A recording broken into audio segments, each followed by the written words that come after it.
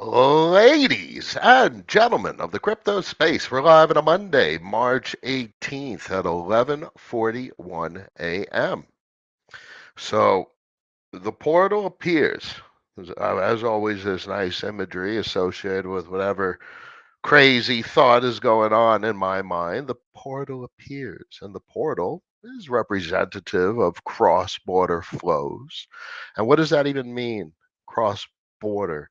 I define these crypto markets as emerging markets, and each network is a nation state of sorts. So the bridges that have emerged over the last couple of years facilitate cross border flows.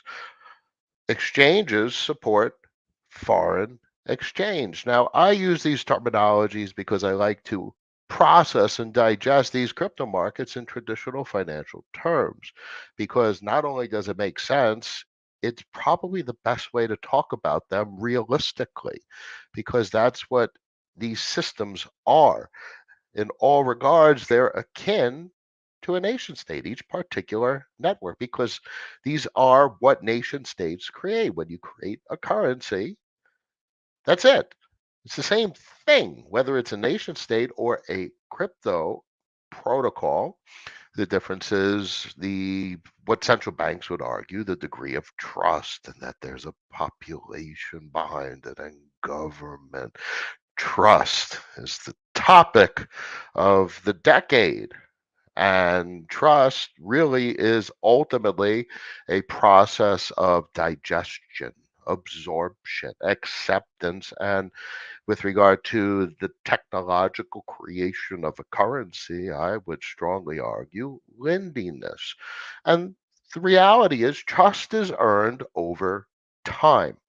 Trust is earned when resilience is expressed. It's exactly what Bitcoiners argue, that in 50 years from now, if Bitcoin continues to exist, there will be a very different degree of trust. And it's the same thing with everything. When a new friend or a lover comes into your life, it takes time for trust to build. And that's the same thing. It's everything in life reduces to the same phenomena.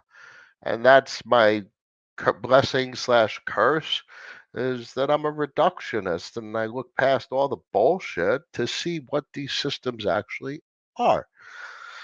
Cross border flows, the portal appears, we're looking at stable coins. This is where it all starts, because this is an expression of trust. This is an expression of where people that have capital, particularly dollar capital, trust that their capital is safest. It's a parking lot.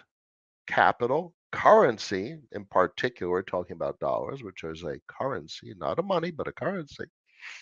People want to feel is trusted in a comfortable place because it's a transitory destination. The accumulation of currency and that whole conversation of how that's changing into this future, especially with regards to the concept of savings, is a whole other story. But the whole point is, you deposit in this transitory destination to deploy, to purchase things at an opportune time, hopefully. Yeah, be rational, deploy at an opportune time. Discounts. Okay, so in this regard, we're still in a positive sum environment. The all inspection, the whole market has $146 billion. So that's from the meme of this stream, the portal. You really are inspecting like the traditional financial system, nation states, and you really get into like macroeconomic conversations to understand really the emerging market cycle and how capital cyclically comes out of the United States and flows into investments around the world. Capital in the United States is concentrated in these stock markets. So that is the place where the accumulation occurs. And then as that starts to roll over, what do you think a correction is? Where's the capital going? It's going from underperformance to outperformance. If the US stock market starts to underperform, other markets start to outperform. It's the same phenomena, just on a smaller scale in these crypto markets. So it's very nice to see us continuing a marginal positive sum environment. So that portal from TradFi to these emerging markets is still it's enticing and causing a lot of flows. At 1.22% and $146 billion, that's a lot of money on a week over week basis. And money causes appreciation. So if you saw a 1.22% change in the amount of dollars available within the United States in a week's time, that would be crazy. It would change the whole economy. And that's exactly why we see the appreciation and the price action that we do across these emerging markets. Now it's inversely proportional. The smaller the market and you get a 1%, it's a big change in the total amount of capital in the market, which is why we see such crazy percentage changes in price point on base and optimism and phantom and the cosmos hubs, because those are micro markets in this network of emerging markets. Those are the smallest markets. If you inspect down the list, Tron has another story behind it. Binance Smart Chain is in a class of its own in many regards, but Solana and Arbitrum have the vast majority of dollar currency units other than Ethereum mainnet, the way I inspect markets. Solana had a 7.61% week over week increase in currency supply. That's crazy. That is a massive number on $2.6 billion. Wow. And then Arbitrum is taken up a bit, 5.74% positive sum environment. Fun fact, if you guys remember our streams in 2022 and 2023, a good part of what we talked about was the negative sum environment. It's a negative sum game, and now it's very much a positive sum game. So Polygon's still lagging, marginal negative sum environment. So I think down the list, so Solana and Arbitrum, Solana's obviously hot, and all the meme coin frenzy and transaction volume is to the point where the network is becoming congested, significantly congested. So it's encountering a lot of the bottlenecks that Ethereum mainnet experienced in the heat of 2020 and parts of 2021. And that is going to marginally cause the rotation of capital. Once it starts, it flows somewhere else, and we'll see it in the data. And you'll see where I'm heading with that train of thought, really. And it's the rotation of the hot ball of money, and we'll see where that hot ball of money is going. It's clearly not going to Polygon. Now, Polygon has great tech. Very interested. I itch for a little bit of exposure to what's going on at Polygon. I have yet to see the greatest way to have exposure to it. We could look over the volume metrics to see if something stands out today. We'll get to the volume inspection across these chains in a little bit. But if you go over to Avalanche, 4.52%. Positive sum environment, just as much as Arbitrum, lagging, all that's lagging a little bit Solana, but it's very much a positive sum environment. The real interesting stuff stands out on the volume data. Optimism, microscopic market, 700 mil market cap, smaller than Avalanche and Polygon, which are both smaller than Solana and Arbitrum, which are all smaller than Binance Smart Chain, and in the context of Ethereum mainnet are microscopic.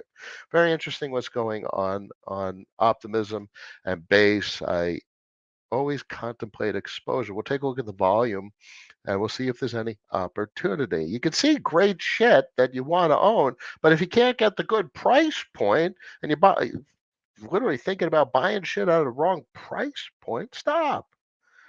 You only buy things when it's at a good price. Otherwise, you can't get it. And then it's okay. It's okay to miss owning things that you want to own because you can't get the right price point. Phantom microscopic 504 mil, very much positive sum environment.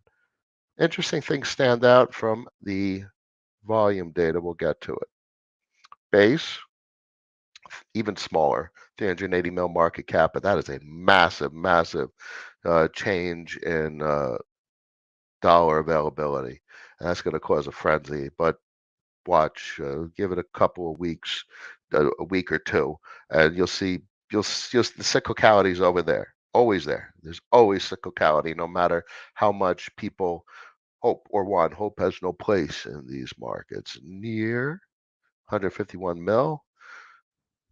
Omni Kava. I mean, these it's very interesting markets, but the hot ball will rotate. And let's go over to volume to see why we have positive some environments in some of these emerging markets. Optimism with a 2.88% increase in volume. Polygon is negative on the amount of currency units as well as volume. So that's not really where the hot ball of money is right now. Phantom, interesting. Phantom was very big in 21. And look at this. End of 21. And then it topped literally at the beginning of 22. That was big volume. And then a complete meltdown and technological complexity, of course. But the exposure here, I would say that's most interesting from like a market cap perspective, ironically, is solidly. And and I think I don't know what to think, but that's the exposure that I chose, and I was able to get a good price point. But I don't, I don't. It's not productive how like I always say, if you're going to buy something and it's paying now, it's paying cold hard cash now, and it's immutable, it's going to continue to pay whole cold hard cash into the future. So right now it doesn't really pay anything. So it's a little disappointing from that angle of inspection. What's going on over here? What? This is kind of where my train of thought was heading into this conversation. Holy shit. Now, this is something Avalanche did very well in earlier 2021. Really bled down, and then you had whatever the hell was going on over here in May of 22. But 2021 was crazy on Avalanche. It Things were going 100x all over the place. This number is like the supernova of the crypto markets. So folks may have a hope that the hot ball rotates in their microscopic market, the base, the optimism, even the arbitrum. But Avalanche, which is lagging Solana and arbitrum, has a volume explosion because that's a crazy increase in volume for the amount of dollars. There's over $1 billion in the market. Um, and there's something very interesting about Arbitrum that doesn't exist in any other market in the crypto space. Trader Joe is dominant over Uniswap. That's nowhere. Nowhere. Uniswap dominates on every chain it exists. And for whatever psychological reason, Trader Joe is the accepted venue for liquidity, and the liquidity supports the volume, and the volume goes to Joe. That's very interesting. So that stands out. And then something that I observed was that Joe was very well positioned technically. So at about 80 cents was where it caught my eye because that's a breakout, obviously, from a significant double bottom, cup and handle, Adam and Eve. I don't know. It's really on the line of a couple things. This was a little bit more pronounced in a pointiness, but this is also on the monthly chart. But in any case, this was a meaningful level because we hit that level in March of 23, and then we re-hit that level, rejected twice, and we pushed through yet again.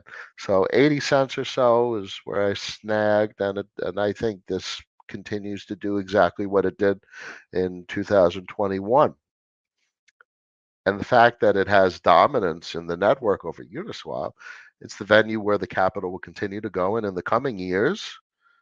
Check back in 4 years, it'll do some interesting things. My perspective always is if 80 cents was the entry and it goes to wherever hell it goes and then it crashes to a buck 50 and it's paying cash the entire time because Joe very nicely pays USDC cash flow, that's fine with me. And I'm not selling at the top and paying the government on capital gains. Hell no. I'm not, I don't care. But people say, uh, if you have a capacity to sell for multiples, take the tax hit. And I'm like, fuck no. going to take the cash flow and manage passive, because passive you could offset with deductions. Passive is very different than active income. Capital gains is active income. Passive is income.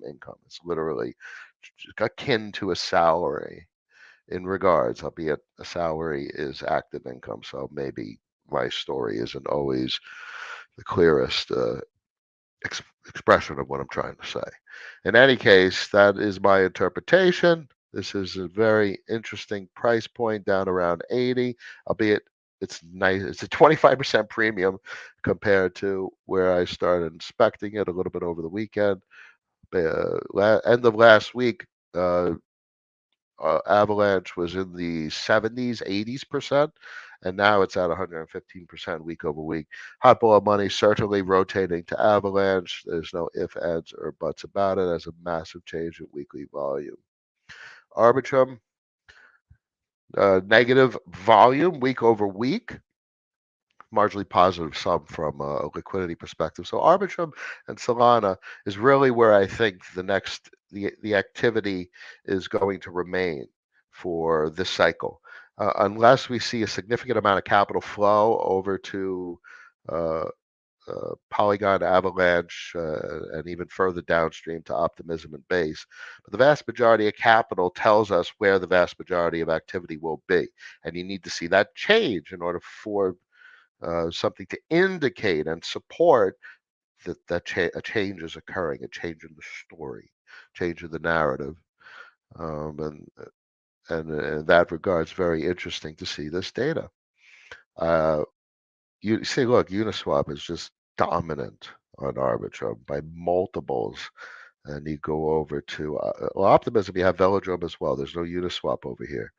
Velodrome is very dominant on Optimism. And obviously, Aerodrome is dominant on Base. Complexity there is whether you could get a decent discount on price, and that's not something that I've been able to find. Clearly, there's no discount on Aerodrome. This is just turned into a meme coin, and this is. I would love to have owned this at 8 cents, and not because I would sell it at 80 cents. I'm not paying someone 10x on the money for them to dump on me. It's not happening. It would be nice to have this exposure. Now, I understand that there's less currency units on base, which may have an impact during the next down cycle on cash flow potential.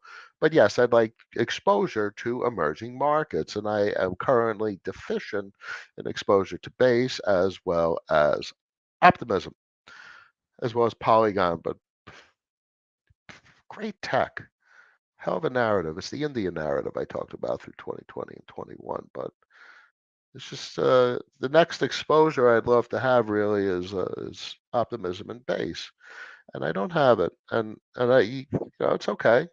Wish I did. Can't force it. Last thing you want to ever do is force exposure to a network and pay a premium. I'm not paying someone 10x on the money for their bag. I won't be able to have the position size I want. So that's it. Let's look at the Velo chart for the fun of it. Velodrome.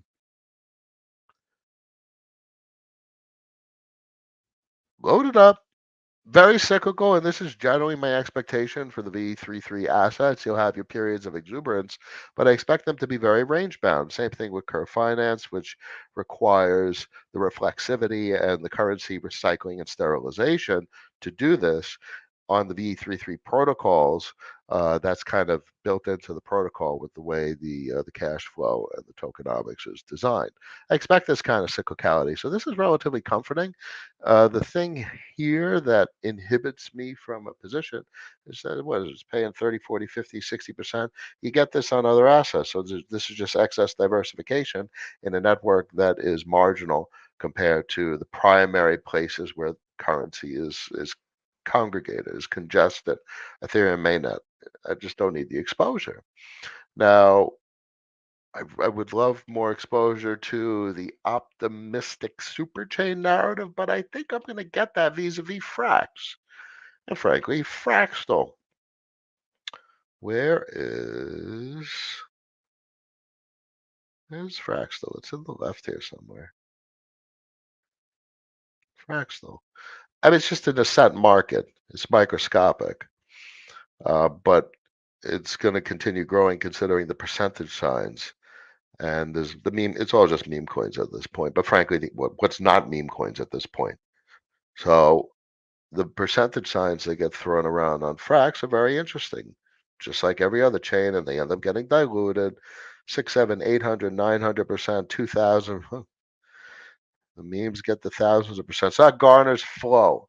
The percentage signs don't indicate necessarily opportunity. In many regards, it's a red herring and causes the negative effect. It's detrimental to the portfolio to chase uh, certain percentage points. Um, and I'm not going to have express anything negative towards the meme coins. It's just generally a sector of the industry which I generally avoid. Um, there's been a lot of capital inflows in the Frax though. It's well over $1 million at this point, and that's in a week. It's very quick repricing, and that's not even with the FXTL points starting to get monetized and price points starting to display and percentages and APRs updated to consider that kind of flow. I think it's going to get very interesting over here. And this is particularly, I think, the exposure that I want, or is going to express the best exposure I want to the optimistic super chain narrative. And I think this may actually do it better or serve me better, at least, than base and optimism, because this is an optimistic super chain. What benefits optimism benefits Fractal. Fractal could get all the grants and incentives that optimism and base get. And I think that's going to play out very interesting. I mean, obviously, base has the Coinbase component, but that's so mainstream. That's so Gen Pop. The last thing I'm going to be influenced by is, oh, Coinbase. Or I don't give a shit. I follow the dollars. I follow the capital, and I think this is a rare emerging market that could change the balance of capital, and the balance of capital being, aside from mainnet, BSC comes next. Then it's Arbitrum and Solana, which has the currency supply. And then it comes Avalanche and Polygon down the list. And then down the list is Optimism and Base. And I think Fraxel has the potential to disrupt that. It could maybe push into the Avalanche and Polygon region of the currency congestion spectrum. That could be very interesting. So sometimes you do make bets, but fortunately, I didn't need to take a bet because Frax was always a core position. And it turns out the core position turned into this potential asymmetric bet that's turning currency supply on its head across emerging markets. Very interesting. Fees and revenue is always an interesting inspection. If you go over to optimism. I'm not going to get into it, but Velodrome and Aerodrome produce a lot of fees, and the whole controversy going back and forth with where those fees are coming from with Curve ecosystem. Suffice it to say, it is still meaningful because of the reflexivity, and it could play out in the range binding of Aero and Velo, which is not a bad thing. I've said many a times that I don't expect that type of asset to experience, especially meme coin, asymmetric appreciation. But what you want is the flows. The flows attract capital, retain capital, and circulate capital. And that's where transaction fees come in, and ownership is opportunistic. You own something where there's a lot of circulating capital, that's a good business, and that produces a lot of revenue and cash flow. Igor's in the house. Hello, Noah. There's a huge inflow in Ampleforth. Have very interesting spot. Stablecoin, token upgrade. Any thoughts? Yeah, a lot of folks that I'm friends with are interested, and more so recently. Ampleforth has always been a meaningful protocol.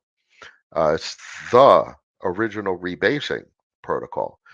Ample itself is one of the most, from a data perspective, incredibly cyclical, um, with regard to price, and it's designed to be, it's reflexive, it rebases. If it goes below one, It contracts in supply to drive up the price. If it goes above one, it expands in supply to depreciate the price. It's downright fascinating what they've done, and it could very well turn out to be a significant stablecoin. Spot is a big deal. I have a very high opinion of the Ampleforth protocol.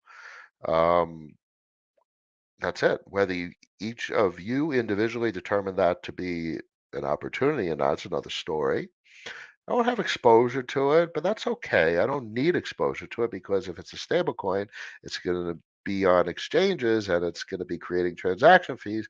So I have indirect exposure to literally everything. I don't need exposure to everything to have exposure to everything or something like that. Ample fourth, high opinion. Big thumbs up. Bad guy, good morning, Cap. Checking in. I was asking you on Friday about BTC ETF inflows and how it cannot enter the rest of the crypto space. Knowing this, how should we manage our expectations? Well, BTC ETF is brand new and it is completely, entirely irrelevant to my entire analysis. Uh, Bitcoin price appreciation. I define Bitcoin predominantly as a collateral, as a money. And what is a money used for? It's used to print currency. And that's how I inspect markets. And that's how I uh, break down markets to the most fundamental components. And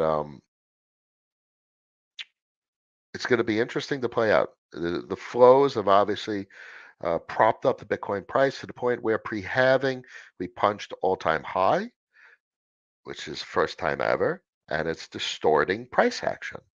Flows cause distortions, and we're certainly seeing that kind of distortion play out with the Bitcoin price.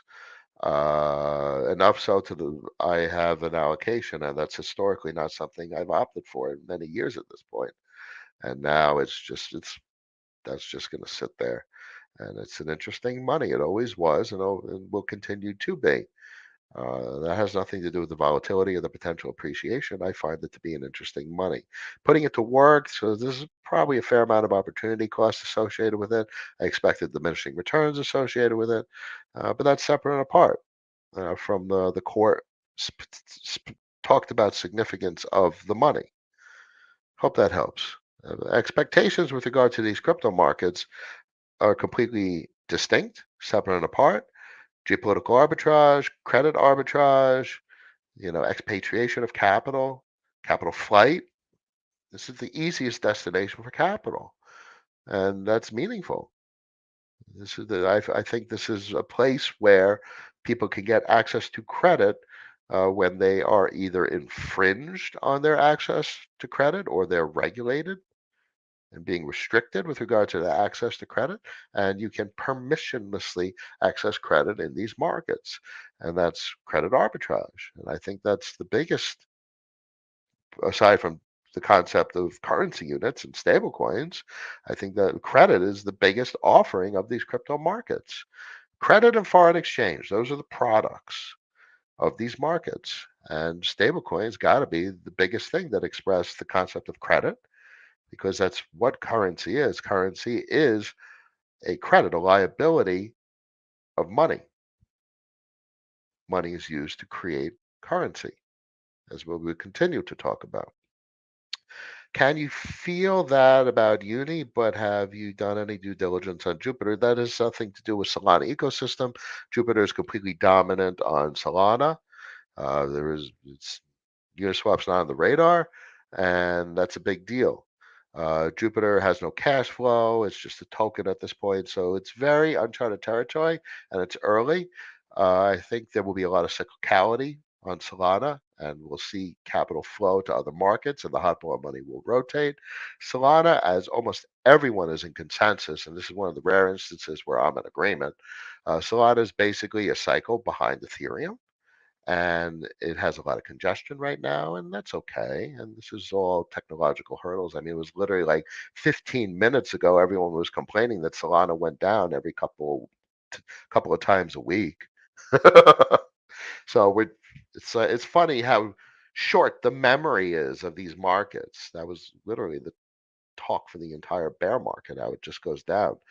So that's not where its future is. Its future is it's a very powerful network with very high transaction processing capacity. And I think Solana maybe is it's gonna find Phantom trailing it because the throughput on Phantom Sonic is quite interesting.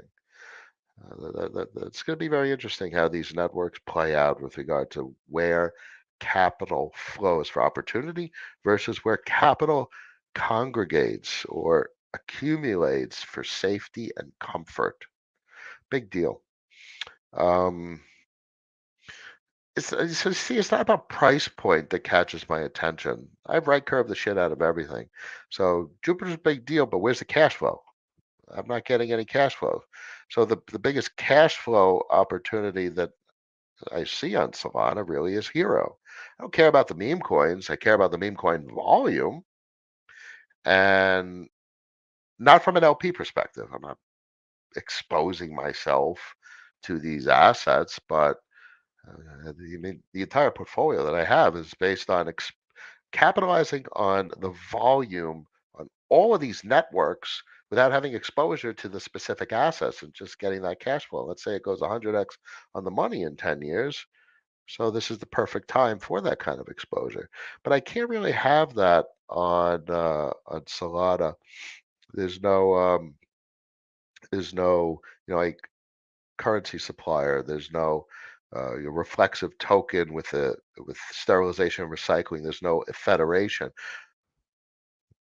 in the sense that what Curve created or what the VE33 protocols created, but that's where Hero and PepperDex and it's really a federation what's brewing. And who's at the heart of it? It's really Hero Network because they're the financier and the provider of liquidity. And literally the entire Hero protocol is designed for cash flow to come back to its owners. And its owners are the Hero stakers. So and that's my exposure to Solana Network. And I'm very comfortable with that. I think that's roll the clock forward, roll the volume forward, roll the technology that's plugging into Hero forward. And I think there's going to be a lot of volume there and a lot of cash flow. Good afternoon. Hey, Dan, pleasure. Athletic Concept. Hey, Cap, what's happening? Feeling better this week? Yeah, back in action. Leandro's in the house. Everyone, throw your comments. I know if you're on X, there's no commentary, but if you jump over to YouTube, you could post any comments and questions that's on your mind. I'm always happy to explain any of the topics or terminologies. Happy to define things and help you guys out the best I can. What else is going on in the markets? Very interested in what Ra's up to, but I think we're early because it's going to take some time for the FXTL points to fully get integrated. And Ra reminds me of Velodrome and Base. Obviously, Ra is from the Ramses team on Arbitrum, and this is interesting. I mean, generally, the entire fractal concept is interesting. I'm very comfortable with where this is heading. I think it's going to capture a lot of capital. Tapsy's in the house. What's up, y'all? My question is when Lambo? Who needs a freaking Lamborghini? My goal with all this investment is basically self-sustainability off grid. I want no electric bill, no gas bill, no mortgage, and no car bill. And I want to reduce my monthly expenses to taxes on the property, water. Electric bill will be just the flat rate for connection to the grid. That's like $30 a month. And what else? Landscaping and then food. And so, all right, I know that's a hot thing. People want to know like what's the hot thing to make money, but the last thing you want to do to sustainably engage with markets from an investment standpoint is actually try and make money. When you try and make money, you lose money. What you want to do is place yourself on the path of appreciation. And that way you have a sustainable story to stand on, that way you can talk about what you're doing and why you're doing it. You don't want to throw quarters at the railroad tracks. You want to place quarters at the railroad tracks and let the train come by because you understand the destination, the train's going to come by. It's just a matter of time. So I hope that helps. Cap, what's your opinion on AI crypto? Is there any projects on the radar in regard to this? A lot of asymmetric appreciation. There's a lot of memeing associated with AI crypto, and there's a lot of hype and hyperbole and exaggeration. I mean, at some point, crypto needs to be spendable from an AI perspective. So there's EIP, a proposal to improve Ethereum. So NFTs have a capacity to be an account owner, and that's a big deal. Like this is all heading towards that, where AIs are autonomous and have their own account, and they could spend and receive money and manage capital and manage assets. Not really on my radar from an investment standpoint. Most interested probably in Aleph and Cartesi. I think that's big tech. Cartesi and a capacity to execute Linux VM on chain, and literally like Python and stuff. That's what Aleph is.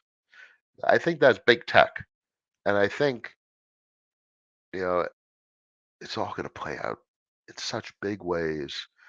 And it's going to be fascinating how the likes of AWS pivot to accommodate on-chain data availability and on-chain compute and on-chain Python environments and Linux environments. That's crazy.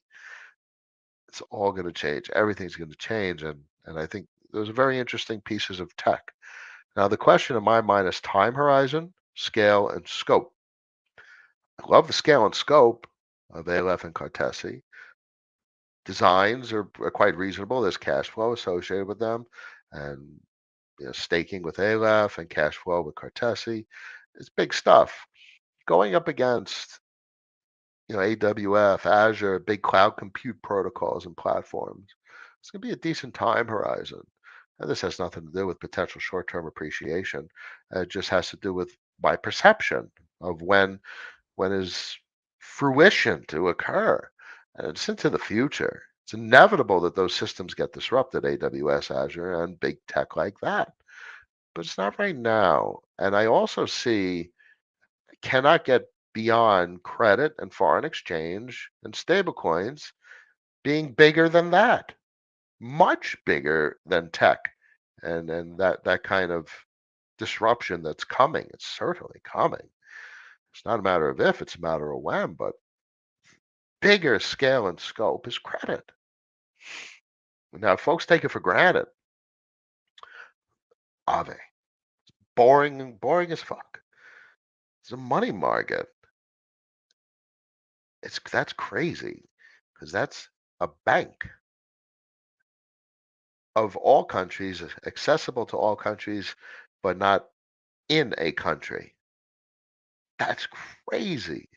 So literally, I've spent the last years screaming that the shit that people think is boring and the shit that people think is off the radar is really the craziest stuff I've ever seen. And that's what we're talking about with regard to these federations, because they're investments of the likes that we've never seen. You cannot buy these things. You cannot own these things in equity markets. There's no companies that allow this kind of exposure from an investment perspective. KJV, what do you use for doing crypto taxes? I use QuickBooks.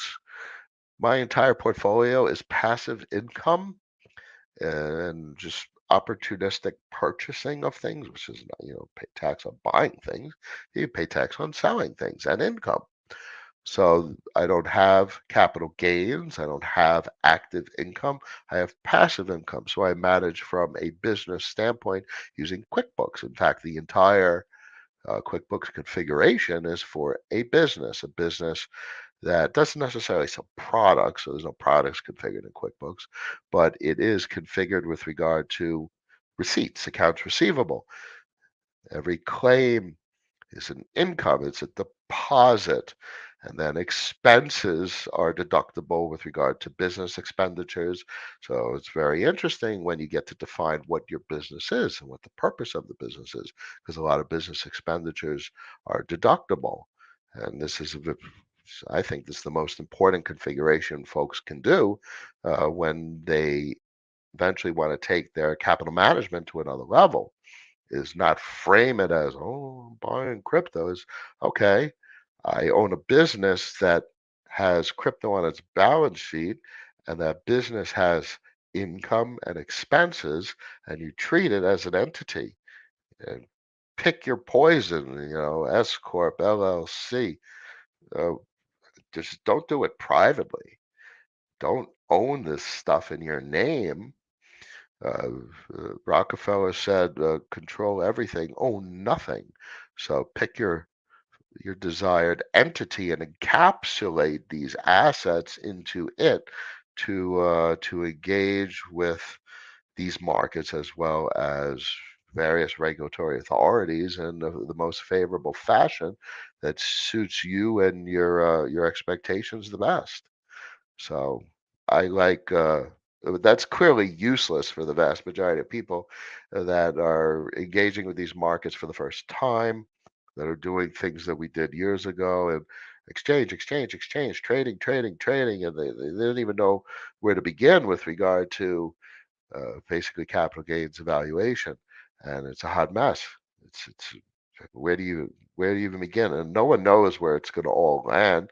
And I have opted to completely turn that methodology for engaging with these markets on its head.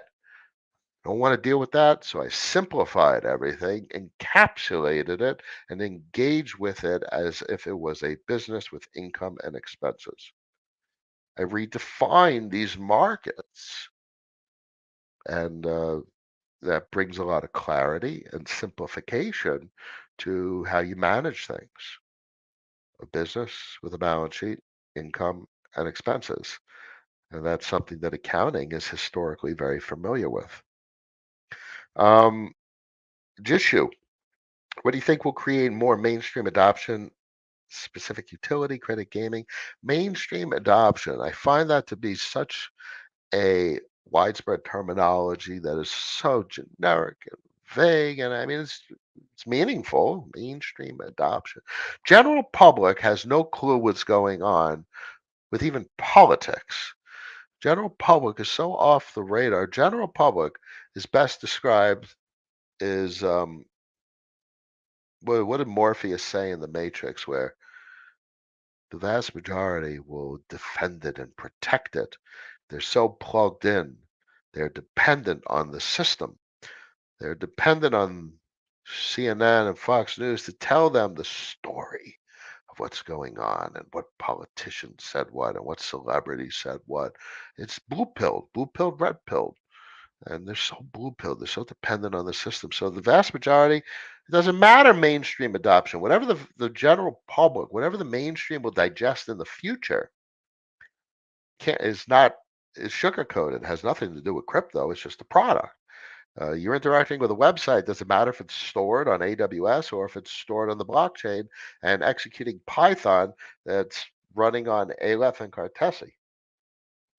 The general public doesn't know. They just put a couple of words into a browser and they interacted with ENS and loaded data on the blockchain from Indonesia. General public has no idea what any of this shit is. It's it's uh, it's a black box for a programming metaphor, but the general public doesn't know.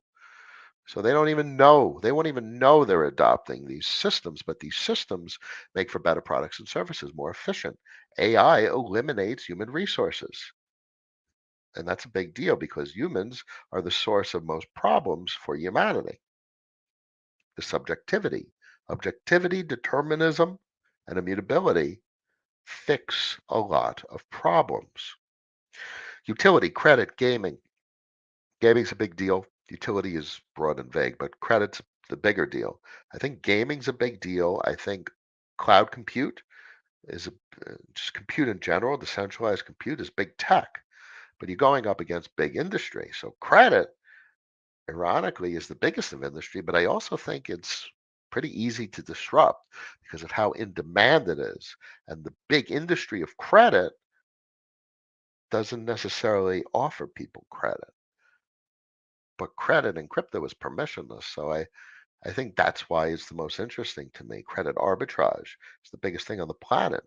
It's bigger than cloud compute. It's bigger than AI. It's bigger than gaming. It's bigger than everything. And it's staring all of us right in the face. Stablecoins, the capacity to access dollars. Dollars are often sold at a premium in emerging markets because you can't get them. But you can get stablecoins where you can buy collateral and print a stablecoin and make them. Money makes currency. And there's a fair amount of permissionless collateral in the crypto markets.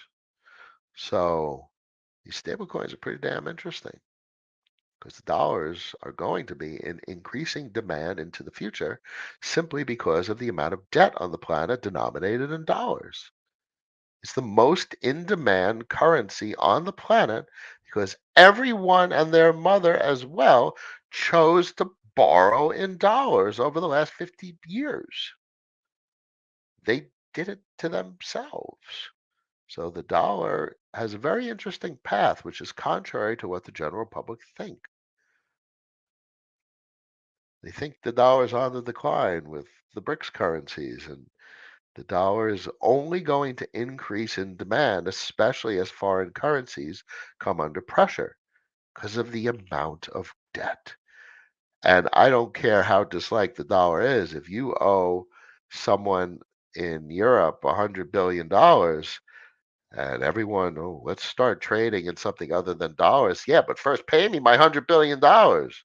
Debt is a certain thing where there's an expectation of repayment.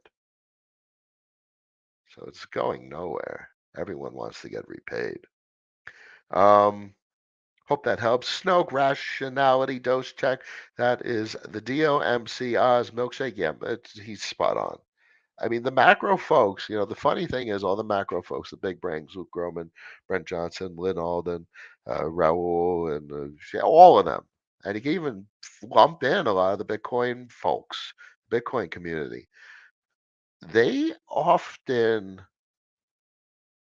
they often jab at each other. But something I observe is that they are all telling the same story. And I like to see the common thread in everything. And there is a common thread across all their stories. There's a lot of things that some of them miss. Bitcoin maximalists certainly miss a lot because you're not, no one, you don't use Bitcoin as a money, but no one uses money. So you have to understand the way the status quo system works. People use currency because nobody wants to spend the money. Nobody wants to, they want to spend something that is in excess supply. You spend something that you want to freely give away, that you don't care because you could get more of it. So you spend it. Not going to spend the money. So use money to create currency, and the currency is disposable. That was the whole point. That is the whole point. That's why stablecoins are such a big deal. You need to create a disposable, transitory destination for capital that, and that's what central banks tried to solve for, is manage and cure the deflation without having excess inflation. But that's where cryptocurrencies come in being a big deal with regard to determinism and immutability. So now everyone pokes fingers at the Fed because they're subjective and trying to achieve their mandate, which is prevent deflation and control as best inflation. And everyone's like, you motherfuckers, look what you did. But when you build that into a deterministic and immutable system, there's no one to poke fingers at because everyone's playing by the same rules. The reason we poke at the Fed is because as humans, we poke at people that aren't playing by the same rules. We think they're doing something on their own. And look at the whole planet. Look at the politicians and the way they invest in the system. They're playing by different rules. But when you're dealing with a piece of software that is guaranteed to be executing the same over and over. That is determinism. That means that everyone knows the rules and it is the same rules over and over again, unchangeable.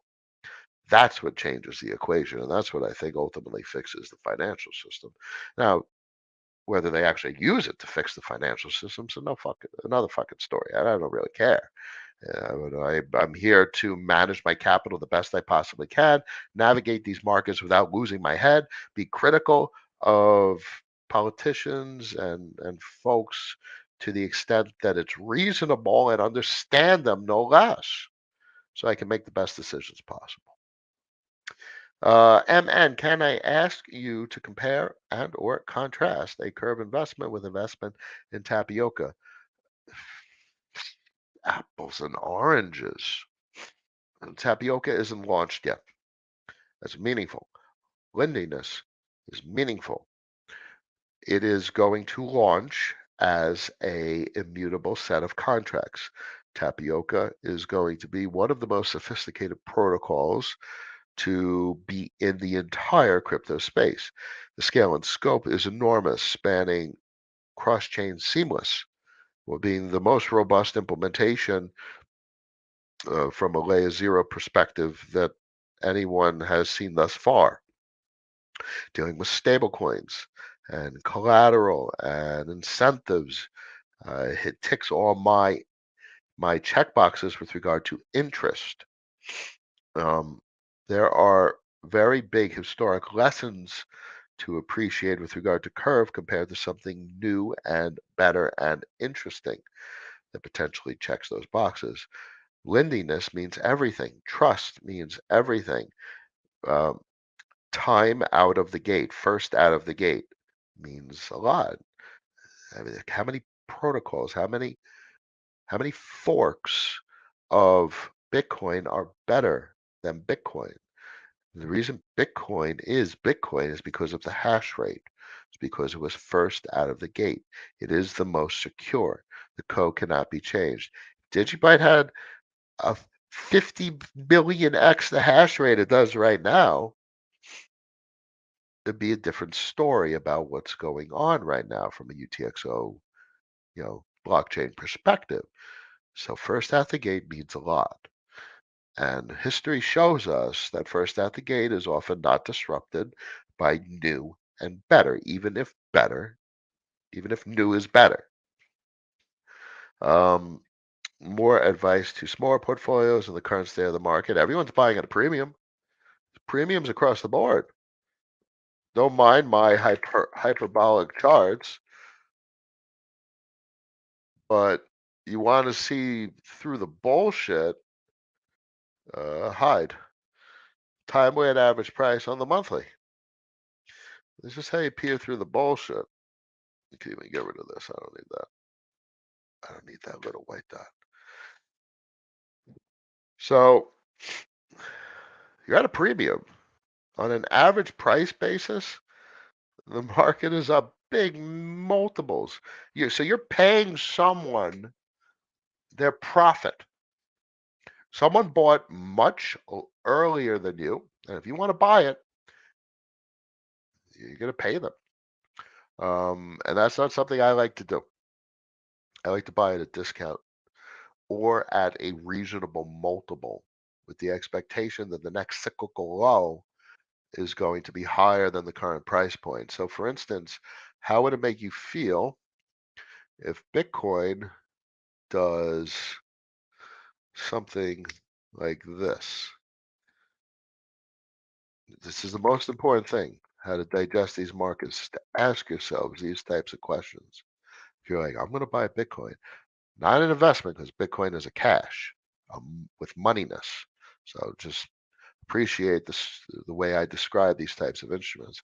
Bitcoin goes to $250,000 and then crashes to $57,000.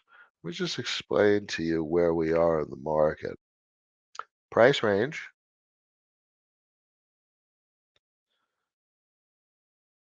That would be a 268% increase from September of 2022 to April of 2026.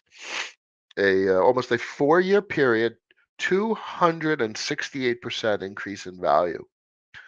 That is a massive, massive increase in value. You take $1 billion and you turned $1 billion into $2.68 billion in 4 years. So that is why smaller portfolios get into complexity. You need to fully digest the scale and the scope of who you're playing with, the vested interest, the other parties, and what they're working with to understand the expectations. If an expectation is for it to stay at 250, that's an unreasonable expectation, all things considered. Now, it's a reasonable expectation for Bitcoin to go 268% in a 4-year period of time and being able to support $1 billion worth of capital. That sounds quite reasonable, and that's the way the big boys are thinking. So they're not buying up here. They're not buying, they bought already. And this is what they're cognizant of, the volatility of this particular instrument. I expect diminishing returns. I mean, you're not going to get 1,000x out of Bitcoin. It would be the end of the world, and you'd have a problem with regard to countries paying back their dollar-denominated debt, and you'd probably have geopolitical conflict, which is a polite word for war, polite phrase for war, and that's not a fun thing to be in. Bitcoin at $1 million, $5 million, $10 million in the world is getting pretty trigger happy. That's what folks don't really appreciate about dollars. For the system to change, people will lose. And when they lose, people like to be defensive and prevent losing what they're about to lose. I hope that helps. It's much easier. You'll have an easier time, Snoke, from hindsight, which means at some point you got to pull the trigger.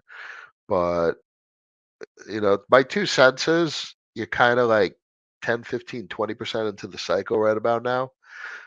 You can do crazy shit, like plenty of degenerates that don't have any emotions. You need a bit of a sociopathy to play the meme coins and make multiples. But that's not a rational way to engage with markets. Buy when things are at a discount, which means you have to start to be able to identify when something is at a discount. And nothing's at a discount. When will things be at a discount? To be at a discount sometime at the end of 2025 when the global financial system starts to have some sort of epileptic event, little seizure, and things start to blow up. And then that'll happen. It's the cyclicality of the system. End of 25, probably bottom sometime in 2026, and you'll start to see a little bit of fear be alleviated from the market into 2027, and 2028 comes around. This is probably where we are right now, about 2028. So we get this very cyclical phenomena that Raul's been talking about very nicely, and so this plays into capital management. If you're just thinking about getting into the market now, it could hurt you. It could. The numbers at the lows can be lower than where we are right now. It also depends on how appreciated things get. For instance, this is an interesting chart, and there's a lot that you don't know where things are going to land. So I like to talk in terms of worst case scenario. So let's say it blows off to $10 and it crashes to somewhere down here. I don't know. Would that be surprising? That kind of volatility? No. That's what crypto does. So don't buy it when it starts to go parabolic. So the question becomes, how cheap is it? And is it still at a relative discount to where it potentially will be? You will never know until hindsight. So as the market continues to go forward into the next year, there'll be less and less of those potential mispriced assets available. And plus, you got the technicals that support this as a relative floor. If you put a horizontal line, it's a very nice ceiling. 2 points of interaction where resistance was held, and this type of scenario is a resistance flip support potentiality. So that makes perfect sense from a technical standpoint as well. Um, Patient and keep learning. Well, at some point you have to pull the trigger, but the question is when. And then this is it's a catch 22 because you don't have experience without pulling the trigger. And what does everyone say? You pull the trigger, you can have losses. And then if you have losses, you understand and digest why you have losses. And you have losses probably because you bought at too much of a premium. And hopefully you bought the right things, but you may have bought it at too high of a price. You paid too much money for it. It's always best to pay as least as possible for the thing you want. It's a very simple statement that most people override with FOMO and greed. I really like this system. I really like this car. I really like this technology. When do I want it? I want it now. Is it at a discount? I sure as hell overpaid for my cars in 22 and 23. I sure as hell is biting me in the ass right about now because I wanted those cars. And right about now, those cars are about half off. They are on discount. Underwater on those car notes, which is another story. I got to pay those things off.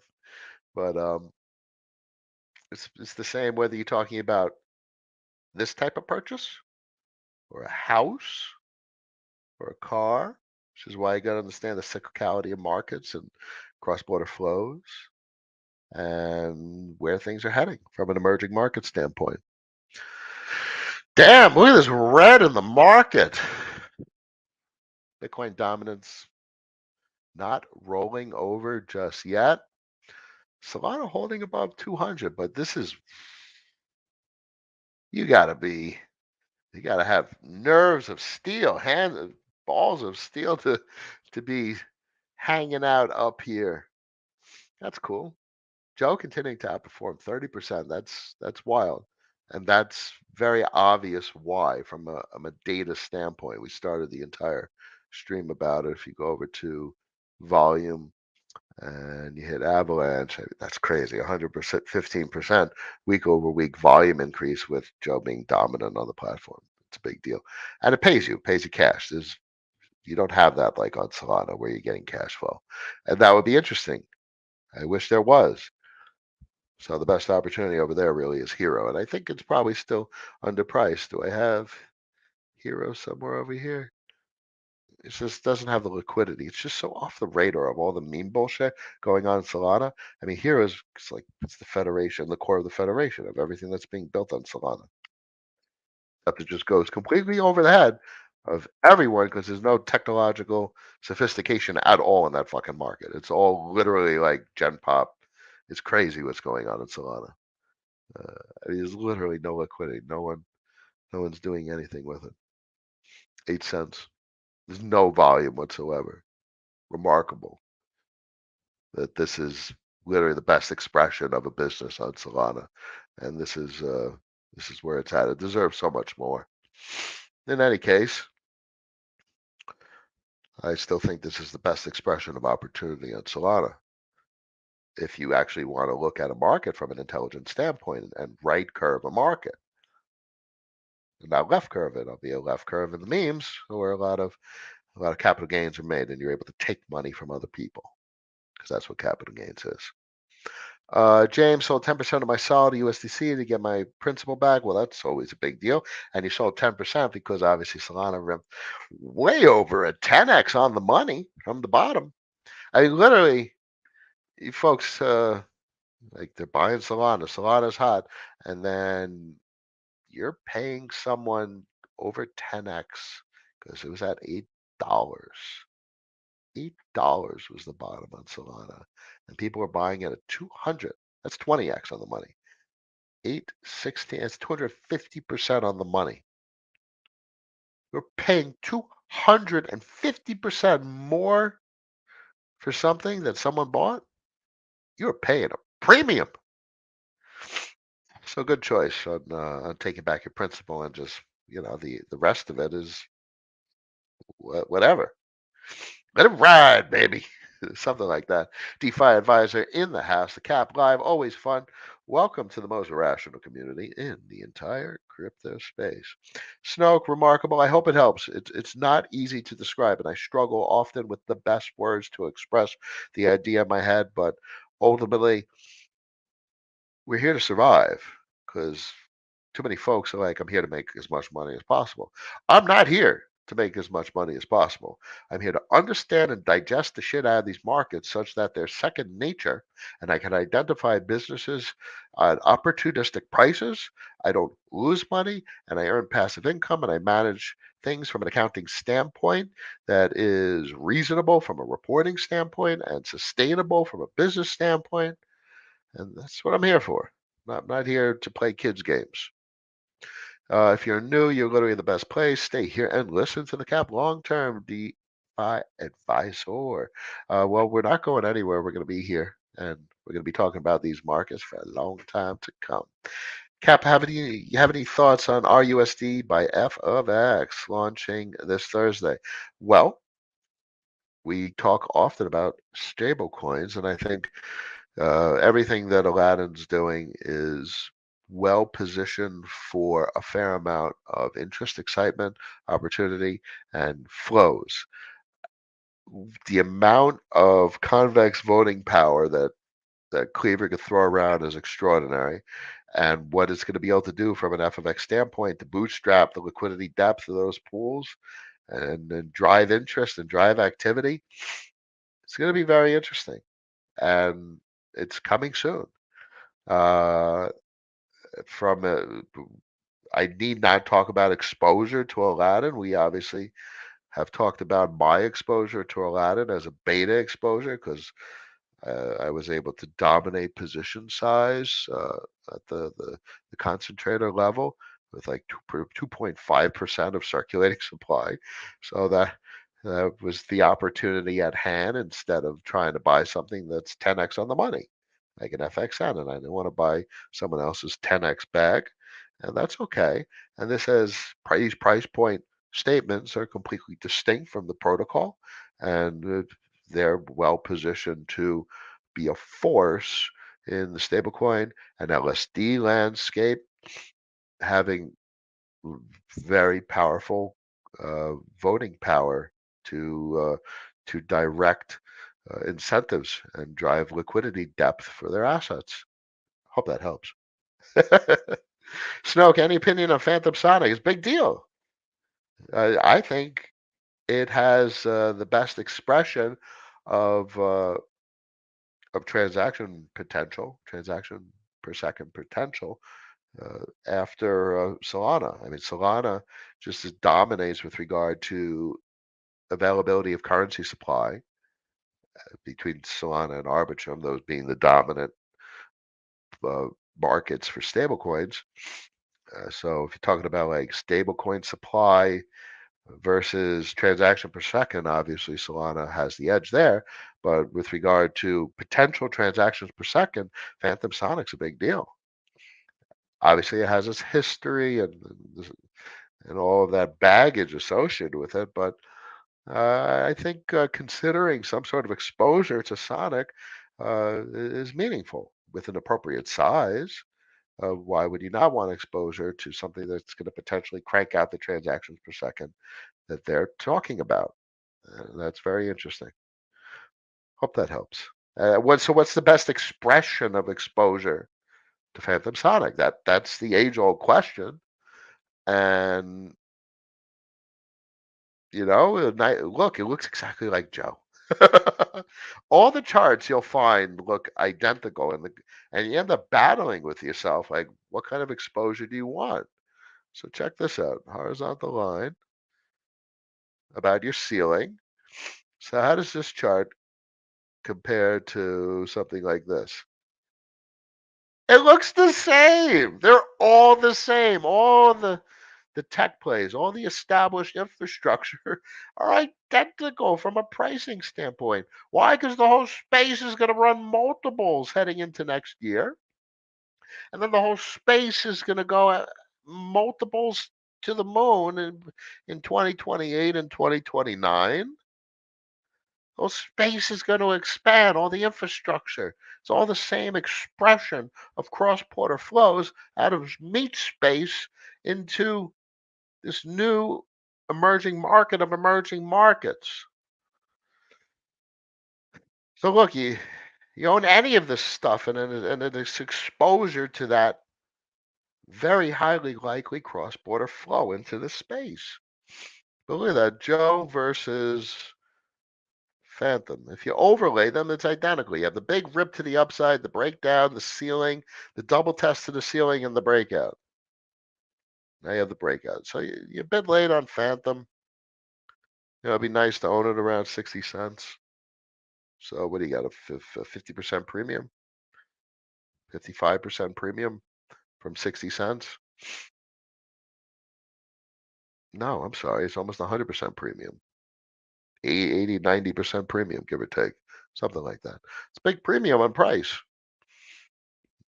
Maybe it just keeps on going to infinity and beyond, or maybe it retests its previous support, and we have some sort of global macroeconomic complexity, which is something we haven't talked about in quite a while. Global macroeconomic complexity. How's the DXY look? Oh, see, the problem is macro is so time consuming to digest. You will not know shit about the DXY until 10 days from now. So you could print a monthly candle to see if the DXY stays above the monthly TWEP and it is an expression of, of support. And it's a precarious time for global macroeconomics. You can have a big rip to the upside, and all of a sudden, 2020, in March of 2020, and you have some sort of global collateral crisis. Because that's all a financial crisis is. It's a crisis of the pricing of collateral. Because as the pricing of collateral declines, it can no longer support the amount of currency units in circulation, and then you get deflation, where the currency units are either getting destroyed voluntarily or involuntarily. That's what financials are. The pricing of collateral. Can't have collateral depreciating in an uncontrollable way. So pretty precarious, but this conflicting pieces of data from a confluence standpoint. So could easily see weird scenarios, and I constantly say that we're going to see weird scenarios play out because the pricing of collateral is stabilizing. You see move fall over, and that's going to be very, very interesting. You see bonds rally, and there's always a question of where that capital is coming from. If the capital is coming from U.S. equity indexes, it could be a risk-off trade, but what's the correlation? I mean, historically, there's a correlation between equities rolling over and the bond market rallying, but the bond market rallying combined with the move rolling over is a precursor to the global currency cycle, the expansion of the global currency cycle. It's going to be so fascinating this year in 24 with the $10.8 trillion they have to print out of Treasury, because that's printing money. Bonds are money. Money makes currency. Dollars are currency. What conditions are required for money to be turned into currency? Low bond volatility and favorable interest rates. Oh, just so happens that US Fed is talking about reducing their interest rates. Japan is raising their short-term interest rates, and all of this creates fascinating capital flow distortions, cross-border flows. Japan, they invert the carry trade. It's going to cause a lot of distortions in capital flows. But I'm mostly interested in central banks maintaining stable, relatively stable collateral prices heading into the end of the year. And then I expect all this shit to fall apart at the end of 2025. But if they're able to get to the end of 2024 and somehow print the 10.8 required trillion dollars to refinance US sovereign debt, and move as low that the conditions are there for this thing to blow up from an economically favorable way with the currency supply of the planet expanding hundreds of trillions of dollars. And that's the destination. What we experience on the path to that destination is always the question. That's why we could see it in the data. Japan's playing with short-term rates. U.S. is talking about potentially 1, 2 cuts this year. They're afraid of cuts, but the, but the U.S. Treasury is gonna reduce inflation for them. $10.8 trillion levered 10 to 1 is $100 trillion at a 10 to 1 leverage being added to the global currency system. And then you're now leveraging 10 to 1 in the Eurodollar market, and you leverage 50 to 1. You're going to have a $500 billion added to the global currency system when this cycle's done with. And that's what they built. Bonds are money. Money prints currency. Dollars are currency. And now all you're doing is waiting for the favorable conditions for that process to occur. What else is interesting considering macro? We haven't talked macro in a while. Fed balance sheet is up. So here's your contrary indicator. You got a little bit of support of the DXY and the monthly time weighted average price. You got a move going down, which is favorable for asset prices because it is a forward-looking indicator on currency composition, and that means there's more money, there's more potential buy pressure on assets. You have Fed balance sheet, which means the Fed is actively supporting markets either via reverse repo, because they're in control of the reverse repo. So the reverse repo is draining liquidity from the market or releasing it is because of the rates they set, as well as well, how they're managing assets on their balance sheet. So generally, this indicator is what Arthur Hayes has talked about, and it's a decent expression of degrees of support in the market. When this goes up, there's more support in the market, a pressure, an upside pressure on the market, and it's up big, and it's up 1.1%. Uh, and that's not a big number unto itself, but generally that has been the trend as well. National Financial Conditions Index is loosening. Fed liquidity indicator is up. Reverse repo continues to get drained, so that is a massive inflow of liquidity into the system, which goes into short duration government debt instruments. But generally speaking, the best expression how it supports asset prices is this particular chart. So you got 1, 2, 3 along with the move indicator saying asset prices are going to be supported. And then you got the DXY saying we're right on the line. But maybe this isn't really what everyone thinks it is. Maybe you can have exactly what Brent Johnson talks about, where the stock markets rip into high heavens, gold's rip into the high heavens, Bitcoin's rip into high heavens, which means crypto markets are ripping vertical, and the DXY is also going vertical. Because ultimately, this is a very misleading chart. And I think that the best way to describe this chart is an expression of geopolitical collusion. And collusion, has negative connotations, but it's really the agreement between countries and how they're going to manage the relative value of their fiat currency, of which each respective country has totalitarian control over their fiat currency. They could print and play with interest rates to create all sorts of the economic distortions.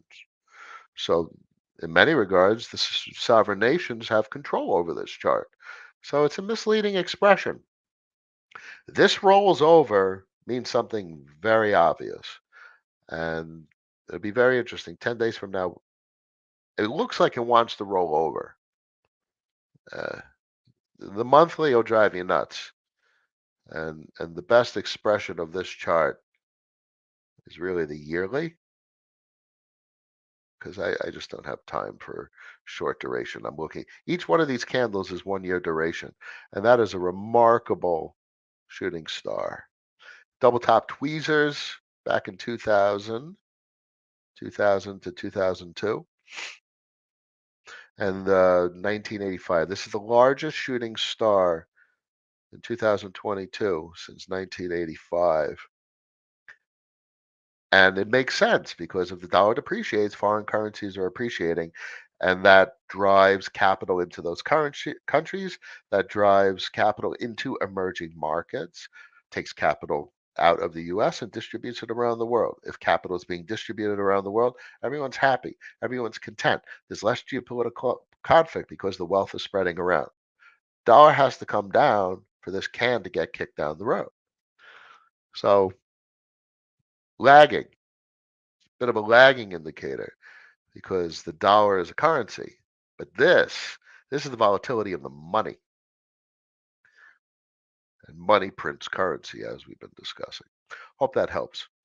Um, I know that was a lot of macro talk. We don't really talk macro of late, but the macro is what tells us why and how to be comfortable with these crypto markets and how these crypto markets fit into the big picture of global economics, not just from a product and service standpoint.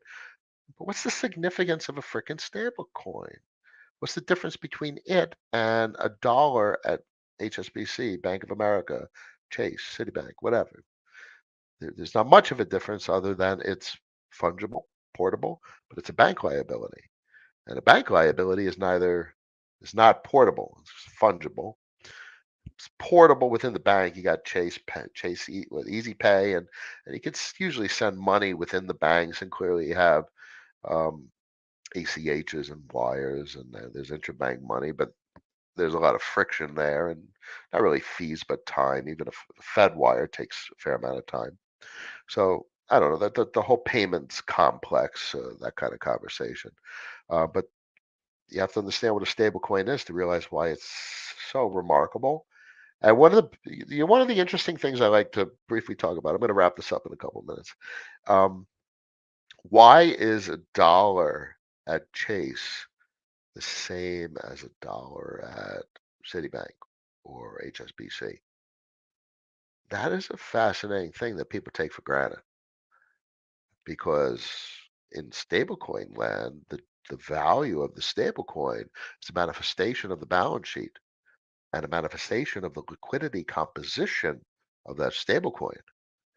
So, but dollars at banks are all $1, an even dollar. It's not a floating rate. So that has got to be one of the most fascinating, it's not a scam, but the most fascinating perpetrations of the financial system that is broadly and generally accepted by everyone. Because that dollar at HSBC may be accepted as a dollar somewhere else, but that shit ain't a dollar. And we see that and how dollars are valued in crypto markets, and the way dollars are valued in crypto markets happen to be the way currencies are managed in FX markets. They're managed organically, and there's a spread, and the rates are variable, and everything is relative to everything. So it's a charade. That's what it is. It's a charade. And $1 at HSBC is a dollar at Bank of America, is a dollar at Chase. It's a charade. And one of the other biggest charades is tax withholdings. I talk about that every now and then on social media. Everyone just accepts it, but there'd be a lot of civil unrest if everyone had to pay their taxes at the end of the year and it wasn't automatically, out of the goodness of convenience, automatically taken from them every paycheck. You didn't even have to save it up. They just take it every paycheck and it's accepted as normal. So those are the most interesting things to try and observe in society, the things that everyone accepts as normal, but are kind of fucking crazy. Withholdings and the fact that a dollar at a bank is the same as a dollar at another bank. That shit is crazy. Okay, let's wrap it up unless there's any other questions. I appreciate all of you. James, smack those thumbs up. Appreciate it. What do you think? Wait, there's one more question. There's a couple of questions. Let me hit a couple of questions. And we'll wrap this up. To talk more about current state of traditional finance, I helped you out on that one, Snug. We can talk more later this week. Coin, I don't talk much about equities, no interest. What would be cool if we could check Velo data? It's okay, but maybe. We'll come back to another stream. Reg, what do you think is at a discount at the moment? Something like convergence? Or are you just talking terms of large caps? I don't think anything's at a discount. Discounts were in late 2022 and early 2023. There is nothing at a discount.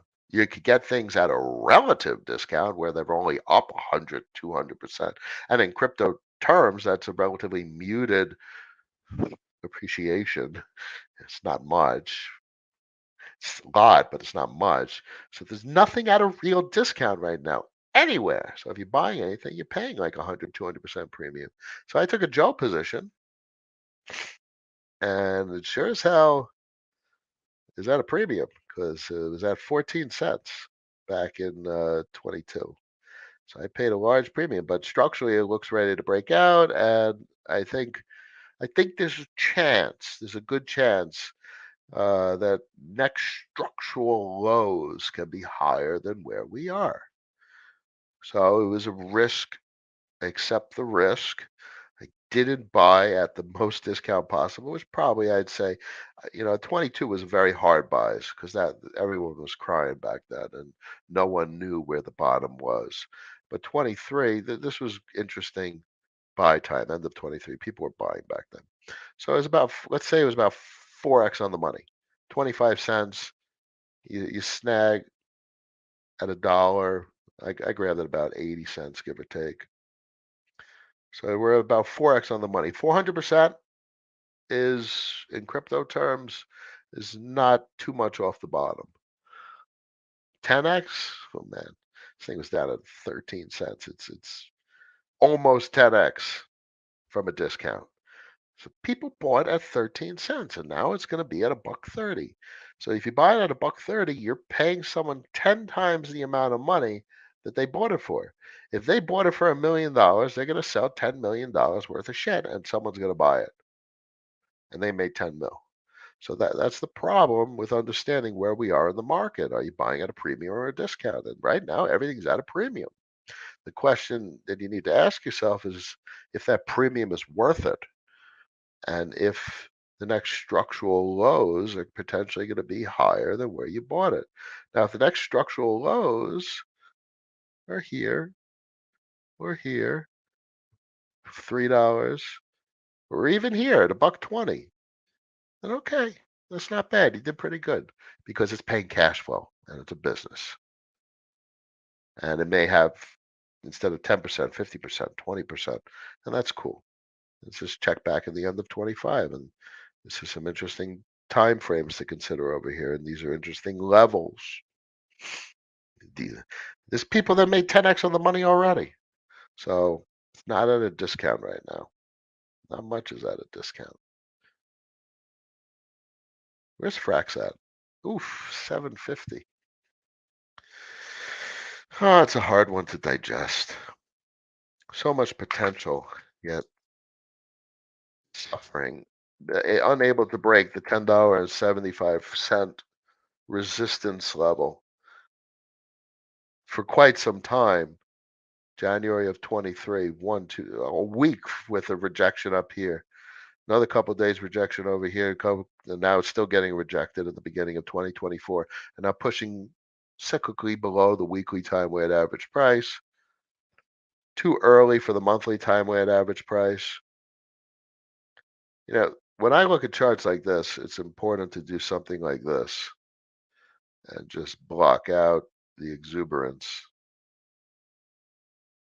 Just okay, print, and then you can just put black on top of it. Okay, that's not working out because it's opaque. Get rid of it. Block out the exuberance. Don't look at the exuberance. It's going to drive you nuts because that's exuberance means it's useless data that was created because of stupid shit. This is accumulation. This is price action. This is peering through the bullshit. And really, the time weighted average price is what peers through the bullshit the most. But this is quality data right here. And it hasn't broken out, which means you have time Time to digest. This is an interesting one. Of all the scale and scope in the entire crypto space, Frax has the largest scale and scope. It'll be interesting to see what Fraxel does for it. Um, but nothing has changed with regard to where they fit into the picture and what kind of percentage signs that could end up on the Fraxel network, which is an optimism network. Just is what it is.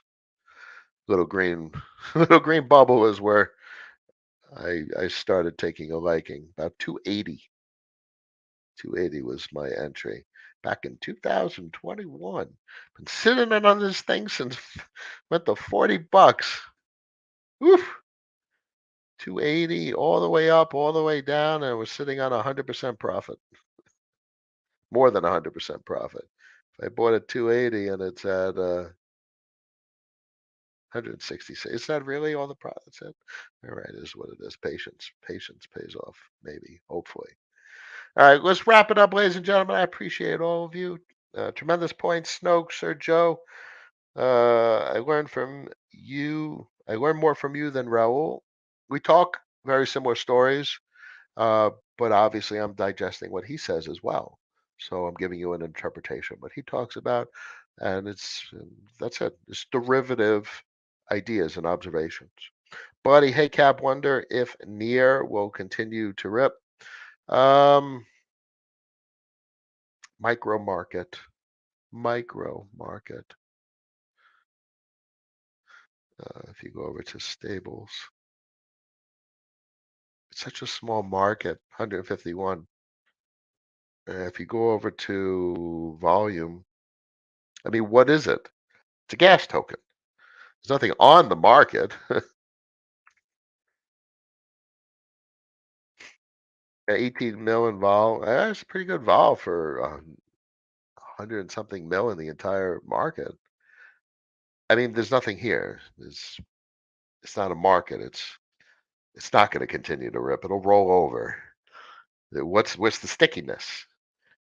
Stablecoins get sticky, and there's not much stablecoins there. So nothing continues to rip. That's the most important thing to understand. Everything is cyclical. Cyclical. The cyclicality is baked into the universe. What goes up comes down. What goes down comes up. And the best expression of that is the oldest asset in the entire space, which is Bitcoin. And the only way to really process that is to zoom out and to put on a log chart for that matter. And that's too much of a zoom out. Let's go to the 3 month.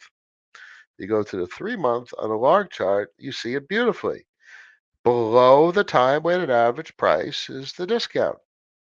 Above the time weighted average price is the premium. Don't buy at a premium, buy at a discount when something is on sale, when something is cheap.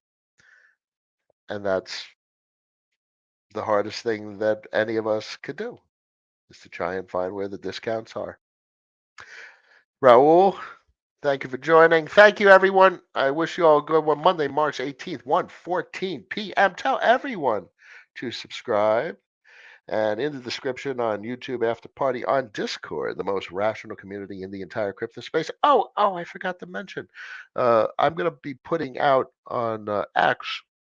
You can now pay for Discord using crypto. I'm trying to figure out how to make payment on Solana, but I think you can make payment obviously on mainnet, which is relatively expensive. But you can't buy like bulk multi-week. It might actually be interesting even from mainnet at 61 Gwei, but you could do it on Matic as well. It's not really heading to where I want to go. I want to make payments on Arbitrum. So I'm going to see if I can figure it out. I had a couple of ideas for a token on Arbitrum. So where we could make payment to Discord using that token, but I still don't have all the pieces that I want in place, particularly the acceptance and management of Discord subscriptions using a token from Arbitrum. So anyway, just it was a thought that came over the weekend. It's a really good idea because I have a fair amount of Ramsey's voting power. I could literally on a fair amount of liquidity, I could probably put like 500, 1,000% APR on the token using Ramsey's. But I don't have all the technological components I need to actually make that happen right now. we'll see what happens. I'll keep you guys posted. Thank you all for joining. See you guys later this week. Peace.